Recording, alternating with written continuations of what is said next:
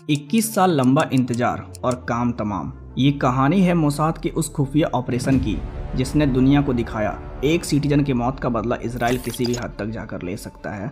So hello guys, this side Vicky here and you are watching the pillow show.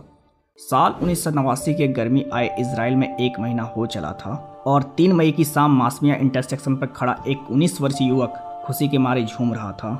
अपने दोस्त के साथ lift मिलने के इंतजार में खड़े युवक का नाम इलेन सेडोन था। इसे पूरे 6 महीने के बाद घर जाने की छुट्टी मिली थी, घर जहां इसकी मां अपने बेटे का बेसब्री से इंतजार कर रही थी।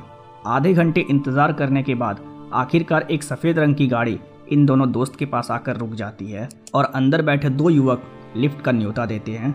लेकिन गाड़ी की पिछली सीट पर कुछ भारी भरकम सामान रखा रहने के कारण वहां बस एक ही युवक की जगह बन पाती है।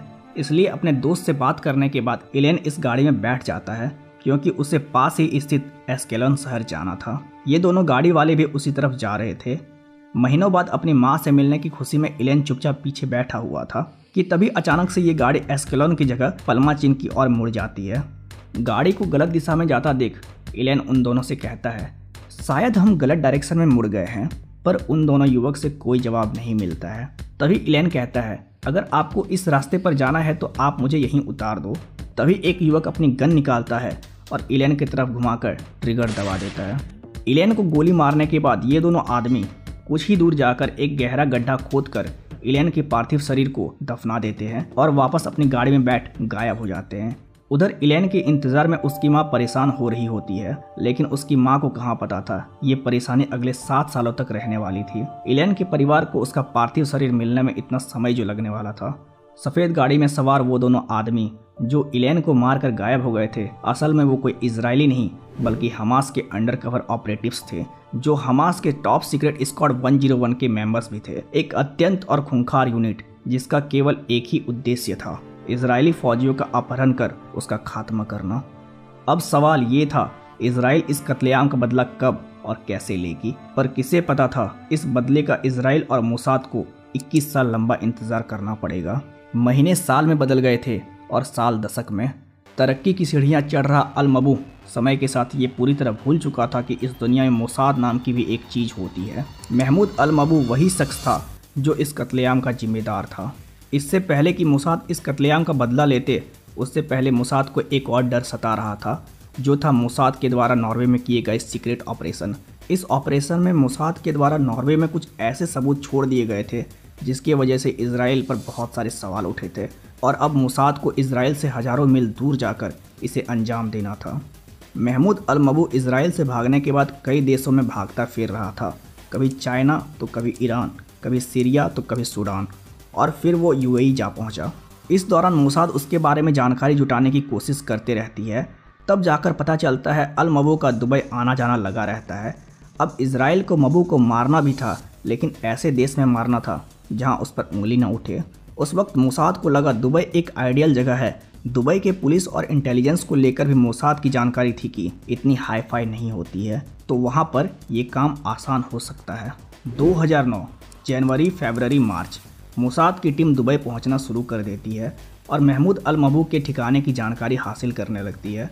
इस बीच पता चलता है कि महमूद का दमाकस से दुबई अक्सर आना जाना लगा रहता है। जब इसके बारे में पूरी जानकारी मिली तो ये प्लान हुआ कि अब जो भी करना है वो दुबई में ही करना है। इसके लिए 27 लोगों की मोसाद की एक टीम तैयार की गई और 6 लोग तो पहले से ही दुबई जाकर उसकी हरकतों पर नज़र रख रहे थे और 27 लोगों की पूरी यूनिट को ट्रेंड किया गया और उनसे कहा गया ये काम को ऐसे अंजाम देना है जिससे महमूद को मारना भी है और ये कोई मर्डर नहीं बल्कि एक नेचुरल डेथ दिखना चाहिए, क्योंकि इजराइल कभी नहीं चाहता था कि उसके कोई भी एजेंट्स पकड़े जाएं। इसके बाद ये तय हुआ कि महमूद को जनवरी 2010 में मारना है, क्योंकि जनवरी में हर दिन 1 लाख से ज़्यादा टूरिस्ट वहां पहुंचते हैं, जिससे वहां की सिक्योरिटी को चकमा देना आसान होगा। और 27 मोसाद एजेंट्स को दुबई रवाना करने की प्रक्रिया शुरू हो जाती है। अब इतनी बड़ी यूनिट वहाँ नज़रों में आ सकते हैं और प्लानिंग चौपट हो सकती है, तो इसकी प्लानिंग भी की जाती है। प्लानिंग ये था कि कोई भी एजेंट इजरायली पासपोर्ट पर दुबई ना पहुंचे। इसके बाद फेक पासपोर्ट बनाने का प्रोसेस शुरू किया गया। 12 पासपोर्ट ब्रिटिश सिटीजन के नाम से, 6 इजरायली सिटीजन के नाम से, 4 फ्रांस, 4 ऑस्ट्रेलिया और 1 जर्मनी के नाम से बनना था। और 27 मोसाद एजेंट्स अलग अलग वक्त और अलग अलग एयरलाइन से दुबई इंटरनेशनल एयरपोर्ट पर लैंड करते हैं और कोई भी एजेंट दो के ग्रुप से ज़्यादा में नहीं पहुंचा था। खबर पुख्ता था कि आज ही महमूद दमाकस से दुबई पहुंचने वाला है। तय वक्त पर अमीरात की फ़्लाइट से महमूद दुबई पहुंचता है और जब वो एयरपोर्ट से बाहर निकलता है तो 2 मोसाद के एजेंट्स टेनिस रैकेट लिए उसको फॉलो करना शुरू कर देते हैं और वो दोनों एजेंट्स टेनिस प्लेयर के गेटअप में थे। महमूद एयरपोर्ट से सीधा दुबई के नामी होटल में से एक अल बुस्तान रोताना में पहुंचता है और वहां अपने बुक्ड रूम 230 में पहुंच जाता है। जब वो वहां पहुंचता है तो 27 में से कई एजेंट्स वहां पहले से ही मौजूद थे। इसके बाद एक एजेंट उस फ्लोर पे जाता है जहां महमूद रुका हुआ था। वो ये कंफर्म करने के लिए जाता है कि क्या महमूद 230 में ही रुका हुआ है और तब जाकर ये कंफर्म हो जाता है। इसके बाद दूसरा एजेंट 230 के ठीक सामने वाला रूम 237 बुक कर लेता है। थोड़ी देर बाद महमूद होटल से निकलकर बाहर चला जाता है। इस दौरान बाकी सारे एजेंट होटल पहुंच चुके थे। 237 वाला शख्स तब तक महमूद के रूम के इलेक्ट्रिक की को सेट कर देता है जिससे खोलना आसान हो सके। शाम करीब 8:34 का वक्त था और महमूद अल मबू हाथ में एक पॉलीथीन लिए होटल की ओर आ रहा होता है और फिर वो अपने रूम में चला जाता है। इस दौरान कुछ मोसाद के एजेंट्स होटल स्टाफ के गेटअप में तैयार हो जाते हैं और उसी फ्लोर पर इधर से उधर टहल रहे होते हैं। उनका ये काम था कि 230 के आसपास कोई भी ना आ सके। थोड़ी देर के बाद मोसाद के 4 एजेंट्स रूम नंबर 237 से निकलते हैं और महमूद के रूम में घुस जाते हैं। थोड़ी देर तक रूम से चिल्लाने की आवाज़ आती है और फिर चारों वहां से निकल जाते हैं और जल्दी जल्दी होटल से निकलकर सारे एजेंट्स दुबई एयरपोर्ट जा पहुंचते हैं। वापसी की टिकट पहले से होने के कारण सभी लोग फिर से अलग अलग कंट्री और अलग अलग एयरलाइन में बैठकर वहां से रवाना हो जाते हैं। 27 एजेंट्स के प्लेन टेक ऑफ तक महमूद के रूम में तब तक कोई नहीं जाता है।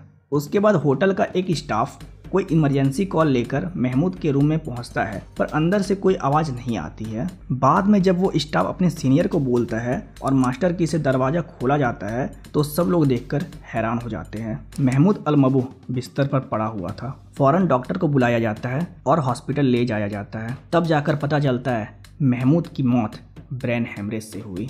दोस्तों, इस ऑपरेशन को मोसाद के द्वारा इतनी बारीकी से की गई थी कि किसी को भी पता नहीं चल सका। हालांकि कुछ समय के बाद ये पता चला कि इसके पीछे इजराइल और मोसाद का हाथ था। सो दोस्तों, कैसा लगा ये स्टोरी? कमेंट सेक्शन में अपनी राय ज़रूर दे और चैनल पर नए हो तो सब्सक्राइब ज़रूर कर दे यार, क्योंकि एक स्टोरी बनाने में आप लोग के लिए बहुत मेहनत लगती है।